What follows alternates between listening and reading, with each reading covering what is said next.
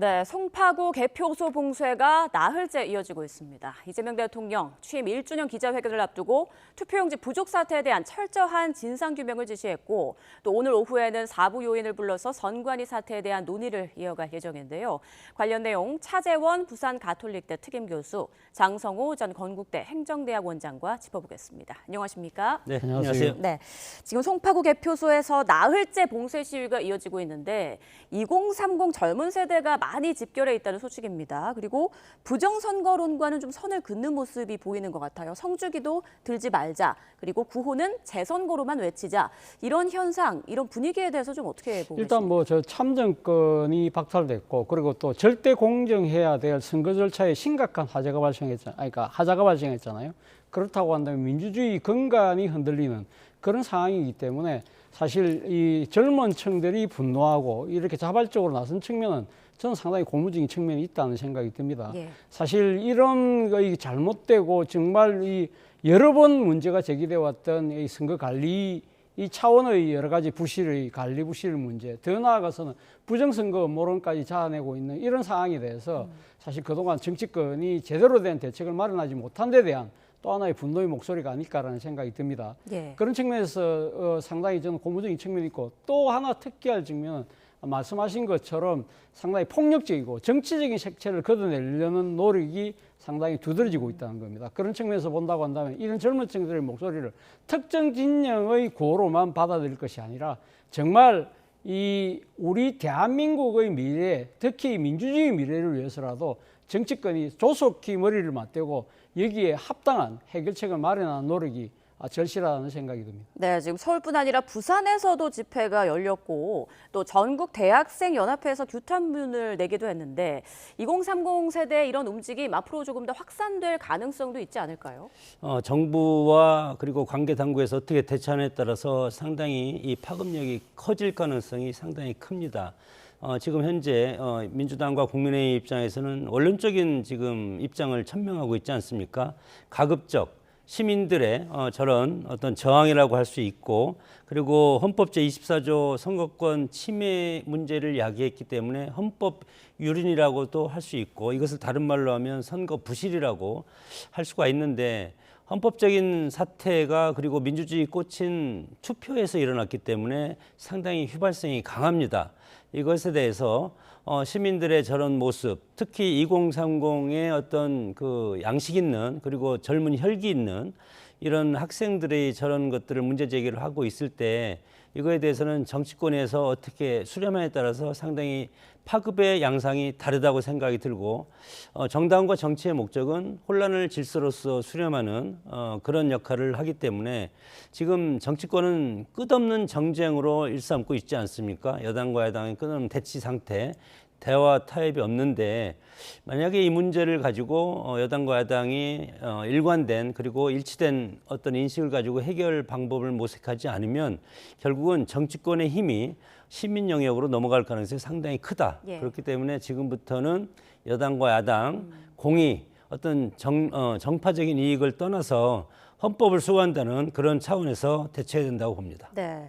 자, 여야가 힘을 합쳐서 이 문제를 해결해야 한다라고 말씀을 해주셨는데 이재명 대통령도 목소리를 높였습니다. 어제 저녁 SNS를 통해 국민의 신뢰를 잃은 기관은 독립기관은 존재 의미가 없다라고 이제 선관위를 비판했고요. 합동수사본부 그리고 조속한 국정조사를 요청했습니다. 자, 그런데 본투표 당일 청와대에서는 관련 문제에 대해서 선관위가 대응할 문제다라고 좀 짧게 입장을 밝혔었는데 점점 대응 수위를 높이는 이유는 여론의 움직임 때문일까요? 여론의 움직임도 그렇습니다만 사안의 엄중성 이런 부분들도 판단에 들어가지 않았을까 하는 생각이 드는데 사실 그러니까 선거와 개표가 진행된 상황에서 아마 행정부를 통할하고 있는 대통령과 청와대가 입장을 내기는 조금 조금 저했을 가능성이 저는 상당히 높다고 봅니다. 아무래도 중앙선관위는 대통령의 그러니까 지금 권력과는 독립돼 있는 헌법상 독립기구이기 때문에 선관위의 그 여러 가지 그러니까 관리 부실의 문제나 진상이 이제 드러나기 전에 그 섣불리 개입했을 경우에는 오히려 권력이 상당히 여기에 어떤 식으로 뭐 여러 가지 작용설이라든지 그런 것들 의혹을 부추길 수 있다는 그런 판단 때문에 아마 상당히 입장을 자제했던 것이 아닐까라는 생각이 듭니다만 점점 드러나고 있는 상황을 본다고 한다면 이것은 아무리 독립된 그러니까 이 기관이라고 하더라도 이건 방관하고 자시할 수 없는 그런 문제잖아요. 그렇다고 한다면 그리고 또 대통령께서도 이야기를 했지만 이 지금 이 투표 절차상의 이 하자는 진짜 국민 주권의 근간을 훼손할 수 있는 엄중한 사안이기 때문에 이런 문제들에 대해서는 어떤 식으로든 바로잡아야 된다. 그런 부분들에 있어서 대통령의 권한이 필요하다고 한다면 적극적으로 나서겠다는 의지를 천명한 것이 아닐까라는 생각이 듭니다. 선관위의 변화가 필요하다는 건 여야 모두 공감하는 분위기입니다. 여야가 각각 국정조사 요구서를 제출한다고 하는데 그런데 재선거의 필요성을 놓고는 다른 목소리가 나오고 있습니다. 일단 국민의힘 장동혁 대표. 전국 재선거를 치르자 그리고 사전투표는 폐지하자라는 입장인데 장 호장님께서는 여기에 동의하십니까? 글쎄요, 뭐 그것은 이제 법적으로 따져봐야 될 문제는 있겠지만 그럼에도 불구하고 지금 국민의힘 장동혁 대표는 우물에 독약이 1mm가 들어가 있어도 물이 전체가 오염되는 것 아니겠습니까? 지금 용지 부족이 50곳 정도로 지금 늘어나고 있습니다. 애초에는 서울 14곳, 특히 송파 지역을 중심으로 했다고 했는데 지금은 전국적으로 서울에 33, 부산에 3, 인천에 6, 대구가 4, 울산이 2, 경남이 2곳 이렇게 50여 곳 그리고 22곳에서 투표 중단이 일어난 사태가 있기 때문에 이것은 전국적인 문제가 있다. 그래서 어떤 투표 시스템에 지금 지방선거는 대통령 선거가 아니지만 각 당의 선거지 않습니까? 그럼에도 불구하고 비례대표 선거가 포함되어 있기 때문에 이거와 연관된 것은 거의 전국적으로 확대 해석할 수밖에 없는 것이 현실이지 않습니까? 만약에 한 명이라도 이거에 대해서 투표를 못했거나 그리고 투표가 잘못됐거나 그러면 이것은 오염된 투표라고 할 수밖에 없다는 그런 인식이 장동혁 대표의 인식 속에 깔려 있고 그렇기 때문에 장동혁 대표 입장에서는 이번 6.3 지방선거 전체를 다 재선거해야 된다. 그런 어떤 강한 지금 주장을 하고 있는 겁니다. 예. 자, 장동혁 대표, 이재명 대통령의 회담을 요청하기도 했죠. 민주당에서는 정치쇼 그만해라 이렇게 비판을 하고 있는데 차 교수님 생각은 어떠십니까? 일단 뭐 장동혁 대표가 지금 재선거를 이야기하고 있잖아요. 예. 그런데 장동혁 대표의 전직이 판사잖아요. 그렇다고 한다면 지금 정치권에서 그러니까 재선거를 요구를 할 수 있습니다만 거기에 대한 결정 권한은 누가 갖고 있냐면 법원이 갖고 있는 겁니다. 일종의 뭐랄까 이번 선거에 대해서 일종의 선거의 임의라든지 또 아니면 뭐 그러니까 이번에 선거의 투표에 그러니까 선거에 나섰던 후보자가 사실은 이 선거 과정의 문제를 법원에다가 먼저 그러니까 선관위에다 먼저 소송을 하고 선관위가 그것을 거부할 경우에 그 법원에다가 소송을 제기할 수 있는 것인데 네. 그 소송을 제기한다 하더라도 선거 규정이 위반이 있는 때라고 쉽게 말해서 절차상의 하자가 있다고 하더라도 선거 결과에 영향을 미칠 정도가 됐다. 그러니까 인정이 돼야만 재선거가 가능할 수 있기 때문에 예. 사실 장동혁 대표가 재선거를 하자고 이야기하는 것 자체는 이런 그러니까 민심을 반영을 해서 나름대로 주장은 할 수 있습니다만 이 여기에 대한 권한은 어디까지나 법원이 있다는 부분을 분명히 우리 그 시청자들께서 아실 필요가 있는 것이고 또 하나는 이 재선거라는 부분이 과연 장동혁 대표의 개인 생각이냐 아니면 당론이냐는 부분입니다. 일점 당 차원에서는 아직까지 당론을 모아서 재선거를 하자는 이야기가 없는 것이거든요. 예. 사실 지금 이 국민의힘 입장에서 보면 가장 이번에 그러니까 이 지금 투표용지가 많이 부족했던 곳이 잠실을 중심으로 한 서울이잖아요. 그렇다고 한다면 이 여기에 지금 그 국민의힘에서 공천했던 오세훈 후보가 당선이 됐어요. 그렇다고 한다면 재선거를 할 경우는 이걸 다시 완전히 물리고 그럼 재선거를 새로 하자는 부분에 대해서 오세훈 당선자가 동의를 하고 있느냐 그것도 따져볼 필요가 있는 것이고 또 하나는 전국적인 재선거를 하자고 말은 하지만 사실은 지금 전국 단위 50군데 있다고 하지만 그런 부분들에 대해서 어느 범위까지 해야 되는지에 대한 논의도 한 번도 하지 않은 상황에서 무조건적으로 뭐 이렇게 정치적 구호처럼 전국 단위의 재선거를 이야기하는 그 자체가 저는 상당히 어떻게 보면 정치적 혼선을 야기할 수 있는 그런 무책임한 발언에 대한 비판에서 자유롭지 못하다는 생각이 듭니다. 그런데 차 교수님, 당초 재선거에 대해서 일고의 가치도 없다고 했던 민주당 내에서 예. 문제가 된 지역만 재선거하자 이런 주장이 또 나오는 것 같더라고요. 그렇죠. 그러니까 예를 들면 잠실 중심으로 해서 그 부분에서는 투표가 이게 상당히 그러니까 이 마감이 되고 난 뒤에 결과를 그러니까 출구 여론조사가 나오고 난 뒤에 투표했던 분들의 표심에 상당히 왜곡이 있을 수 있기 때문에 예를 들면 지금 서울시장 같은 경우는 당락에 큰 문제는 없습니다만 예를 들면 시의원, 구의원 뭐 이 정도 구청장도 제가 봤을 때는 큰 당락의 문제는 없는 것 같고요. 그렇다고 시의원, 구의원 정도에 한해서는 그 한정된 범위 내에서 재선거는 충분히 주장할 수 있고 그런 부분들에 대해서는 법원도 저는 수용할 가능성도 있지 않을까 그런 차원에서의 문제 제기라는 생각이 듭니다. 자, 무소속으로 국회에 입성한 한동훈 의원은 1호 법안으로 선관위 외부 감사를 할 수 있도록 감사원법 개정안을 발의하겠다라고 목소리를 냈습니다. 이번 사안을 놓고 장동혁 대표 측과 계파 갈등이 또 벌어질 가능성은 어떻게 생각하십니까? 뭐 국민의힘 입장에서 보면은 계파 갈등이 어제 오늘 일이 아니지 않습니까? 이번 지방선거가 상당히 어려웠던 것도 당내 뭐 친한계와 당권파 간의 갈등 이런 것들이 국민들이 너희들은 왜 싸우냐, 탄핵당하고 대선 패배한 정당이 그렇게도 왜 싸우냐. 그럼에도 불구하고 난파선에는 선장이 많은 것이 사실이고 그리고 그 선장이라는 것은 어렵기 때문에 각각 백가장명식 당이 어떻게 하면 살 것인가 그런 측면에서 시작되고 정당이라는 것은 결국은 정권 창출인데 당내 어떤 경쟁이 상당히 더 치열하지 않습니까?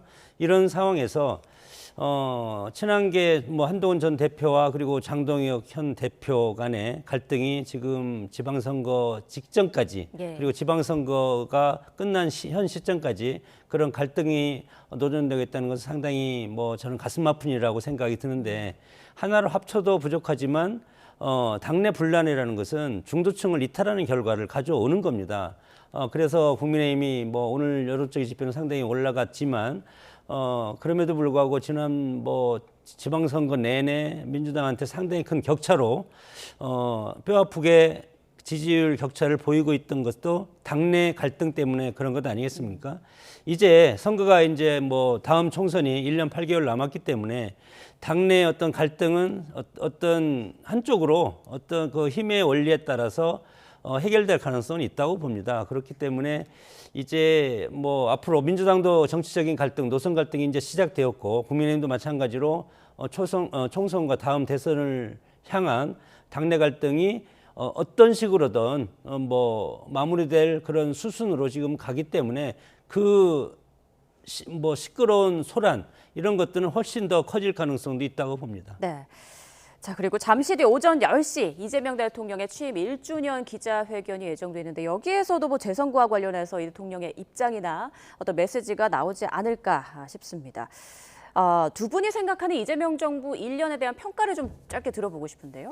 아무래도 뭐 중도 신령을 통한 나름대로의 국정 성과는 저는 뭐 높이 인정할 필요가 있다는 생각이 듭니다. 무엇보다도 지금 코스피 8천이 지금 상징하듯이 대한민국의 일종의 뭐랄까 이거 경제적인 지표가 일단 청신호가 켜졌다. 그리고 또 물론 그러니까 일부 반도체 기업의 그 실적의 견인에 따른 것이긴 합니다만 일단 경제 성장률도 예상했던 것보다 지금 높게 나타나고 있고 그리고 미국과 일본을 비롯한 우리 우방국과의 관계 개선 그리고 또 특히 미국과의 통상 마찰에 대한 나름대로 해법도 좀 슬기롭게 했다는 생각이 들고 그리고 중국과의 관계 복원도 상당히 저는 눈에 띄는 측면 그런 측면들은 높게 평가할 대목이라는 생각이 들고 다만 아쉽다고 한다면 통합의 관점에서 보면 대통령께서 이야기했던 모두의 대통령이라는 관점에서는 조금 아직까지 좀 더 노력이 필요하다는 지적을 귀담아 들을 필요가 있다는 생각이 듭니다. 네, 장 원장님 평가도 들어보죠.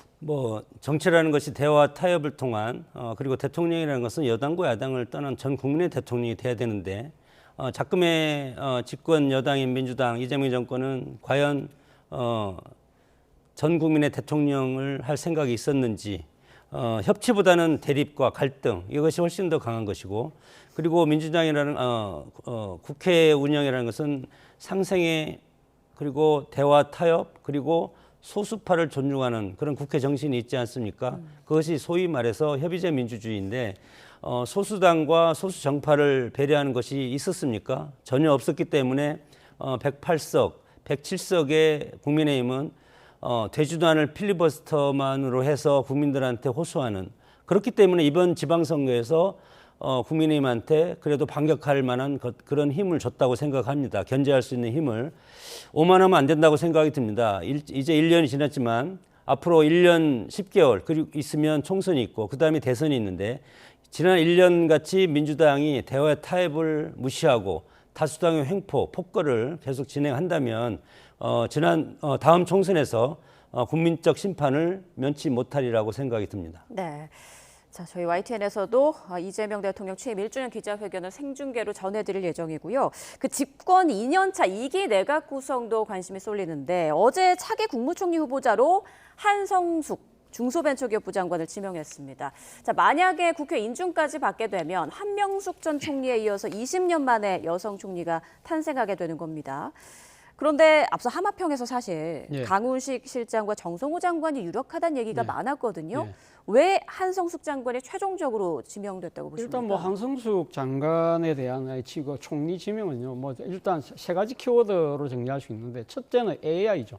AI를 통한 산업 대전환이라는 부분에 있어서 가장 실무적인, 그러니까 이 책임자는 누가 될 것인가 부분에 대해서 아마 대통령께서 상당히 고려를 한 것 같아요. 일종의 네이버라는 대한민국 최고의 일종의 플랫폼 기업, IT 기업의 대표를 지냈잖아요. 그리고 그를 통해서 상당한 성과를 이뤘다고 한다면 이 AI를 통한 산업 대전환이라는 부분에 있어서 충분한 리더십을 발휘할 수 있다고 판단한 것 같고요. 두 번째는 여성으로 대변되는 소프트 파워가 아닐까라는 생각이 듭니다.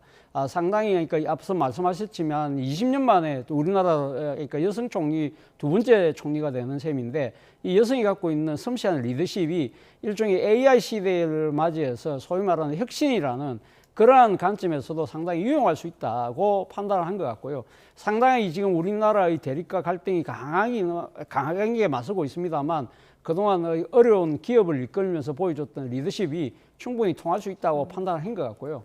그리고 또 하나는 모두의 성장인 것이죠. 그러니까 지금 AI 시대 때 AI 시대를 통해서 지금 상당한 우리가 성과를 내고 있습니다만, 특정 지역, 특정 분야에만 그러니까 성과가 치중되는 측면이 분명히 있기 때문에 중소벤처기업부 장관이었잖아요. 그러면서 중소기업의 애로를 누구보다 잘 알고, 그리고 또 그 과정에서 중소기업들이 나름대로 이 제대로 된 사업 성과를 낼 수 있도록 여러 가지 이 정책적 기반을 만들었다. 그리고 벤처기업들의 투자 활성화라든지 이런 부분들을 봤을 때는 AI를 통해서 이루어지는 여러 가지 경제 성과들을 골고루 나눌 수 있는 그러한 리더십에도 적임이라고 판단을 했기 때문에, 말씀하셨던 것처럼 강훈식 비서실장이나 정성호 법무부 장관보다는 그런 의미에서 좀 더 고려를 해서 인선을 한 것이 아닐까라는 생각이 듭니다. 네, 한성숙 총리 후보자 지명 지금 국민의힘에서는 어떻게 좀 바라보고 있나요?